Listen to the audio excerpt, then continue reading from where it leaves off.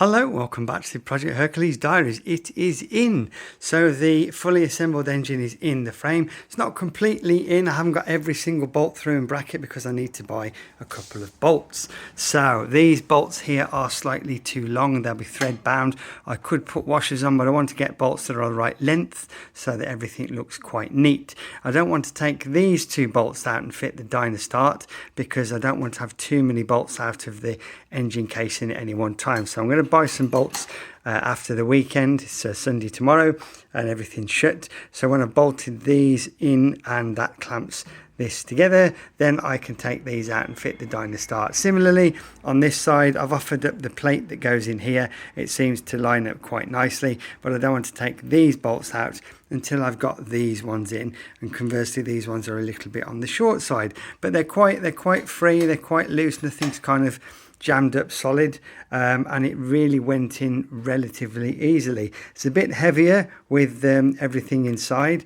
so the dummy engine over there is quite an easy person one-man lift. This is more of a two-man lift. I did weigh it just out of curiosity and just for a bit of fun, because everybody's made so many comments about what colour it should be. Thanks very much for everyone who did that. I might just have a bit of a competition. I'm going to leave it 2 weeks time to the end of September, and by the end of September the person that's the closest, I don't know, I'll send them set of plans or something like up on the wall there.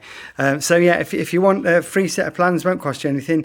Have a little guess, how many kilograms do you think the engine is, and whoever's closest, I'll get something out to you.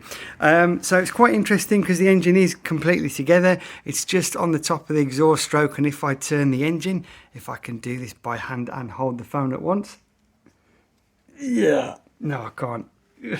Oh well, never mind, I'll do that another time. But just as it's at the top of compression, just about to start the overlap, as I turn that by hand, you can see the sleeve start to open and the piston descend through the inlet ports here as it's going on to the inlet stroke. But I'll have to do that another time. So obviously it's the end of the day and I've used all my strength lifting this in and out, but it's gone in quite well. The dummy engine in this engine aren't exactly the same. The head steady doesn't quite align, so I might have to do some jiggling there, but pretty much I'm quite pleased with that because everything is in.